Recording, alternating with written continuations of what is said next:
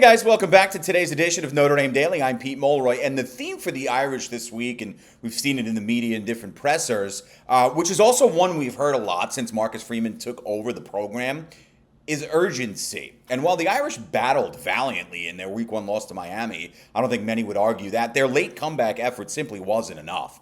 Now, in working the past 2 weeks to clean up the mistakes from the 27-24 loss, and what are they? There's a handful of them. Poor offensive line play, abandonment of the running game, dropped passes, passive defense, and an inability to target the big playmakers on the outside, namely Jaden Greathouse. The Irish are more than confident that they'll be ready to exit Notre Dame Stadium with a victory Saturday night. But with an aggressive Texas A&M team coming in, one that loves to get after the quarterback and is going to lean on their premier playmaker and quarterback Marcel Reed, who, yes, is good to go, said that yesterday after an injury scare. The Irish know the miscommunication issues and out-of-sync operating simply isn't going to fly in the home opener. It's just not. Texas A&M too good, and they're very well coached, as we know. With 2 weeks to prepare for A&M, a team they knocked off to begin last season in College Station, Marcus Freeman, albeit, by the way, with a very good running attack, Marcus Freeman has had time to make these necessary adjustments.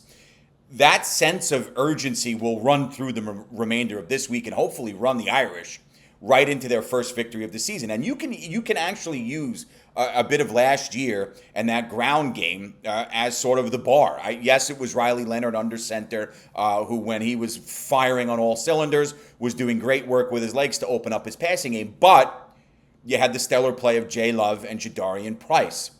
Both of those guys are here, and both of them were very limited with the opportunities they were given in the Miami game. That's got to change, and part of playing with that sense of urgency is going to be pounding the rock. While it's great to have backs who can catch it and take off out of the backfield, I think everybody loves that.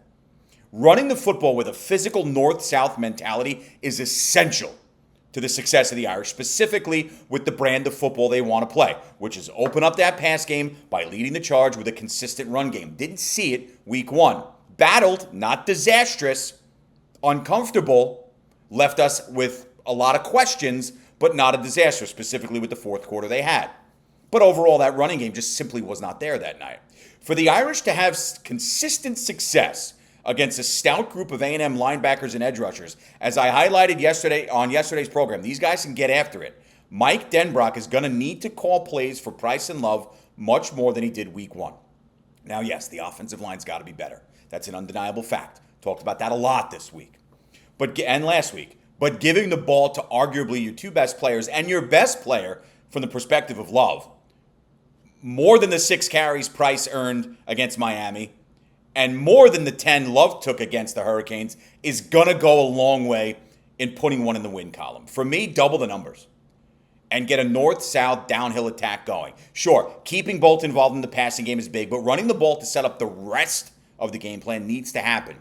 I'd like to see those carries, again, doubled for both players this weekend, with Love seeing probably 4 to 5 additional targets in the passing game. If you do that, so let's say you doubled the carries for Price from the Miami game. That's 12 touches out of the backfield. Let's say you doubled Jeremiah Love's from a ground perspective. 10 touches, that's 20. And you give him 4 to 5 more through the air. Okay, now we've got it working. You can probably even give Jadarian Price, when that offensive line is providing the ample support that we anticipate and expected going into the season, probably even more than 12 carries.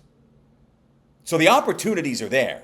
The talent is there to get this done, but feeding Love and Price with the football consistently, establishing that run.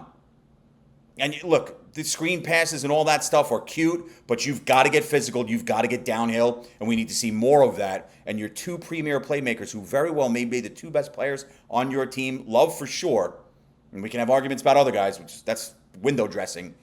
This is a must. You got to get these guys the ball in more consistent fashion than you did Week 1. In addition to Notre Dame hosting a massive home opener, and it is, a slew of recruits, as I discussed last week, have confirmed their attendance at the game. All right, so this is official now for a couple of these guys. Looking to continue the incredible work they've done on the road. Freeman and the Irish are going to welcome a couple of stud wideouts, Monchin Sales from Indianapolis and Mount Carmel out of Illinois phenom Quentin Burrell. Talked about these guys a few shows back.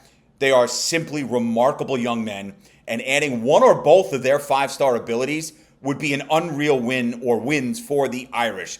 The kids get after it. They've got an unbelievable skill set, size, speed, athleticism, intelligence for the game. I mean, instantaneous weaponry for a Notre Dame wide receiving core that under Marcus Freeman, from a recruiting perspective, has gotten better each year. And we've said again, and you'd like to see it more in the passing game, now that I think they're going to open things up for C.J. Carr a little more, that this is probably the deepest wide receiver room Marcus Freeman's had in his now 4 years as head coach of the Fighting Irish. Adding guys like this, wow, what'll that do for the ability moving forward? Plus, we really haven't even seen the younger guys currently on the roster as much, with the exception maybe being Micah Gilbert. Julius Jones Jr., of course, the son of former Irish running back Julius Sr., is also going to be taking in the sights and sounds of what should be a raucous crowd inside Notre Dame Stadium. So you got this opportunity with more than half a dozen prospective talents coming to watch the game. It's an opportunity now for Notre Dame to showcase what it has presently, from a talent perspective, obviously, and how that depth can be added to with the arrival of maybe a couple of the guys in attendance this weekend. It's big, simply put, and it's going to be worth the price of admission. If it leads to adding a couple of more recruiting W's, even better. Noted yesterday, and I just said, I used that word raucous again, the environment from the fan base, from the crowd inside the stadium. We expect it under the lights to be electrifying, right? 7:30 p.m. Eastern Time kickoff, NBC Peacock, 8 versus 16, Notre Dame, Texas A&M. 2 years in a row, we get the home and home. It's going to be fun.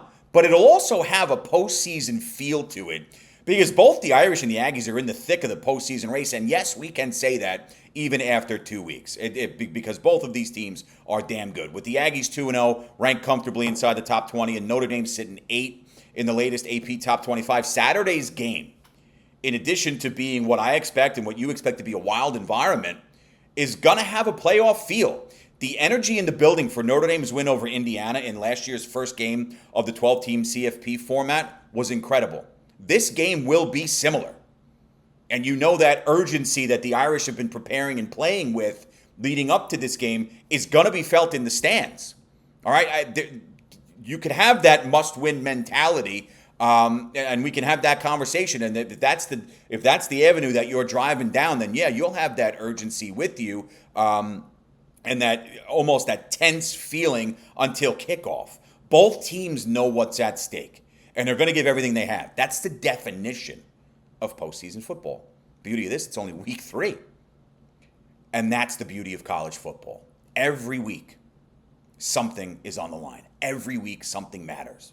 And with the way Notre Dame has built its schedule to go boom, boom, Miami, bye, and boom, Texas A&M, it doesn't get much more difficult than that. You almost pulled it off week 1 in Miami, showed America that you still got that grit and that toughness that's been instilled during the Marcus Freeman regime. That's great. Now you got to clean up some areas. You take care of business at home Saturday night against A&M, you're going to win the ball game.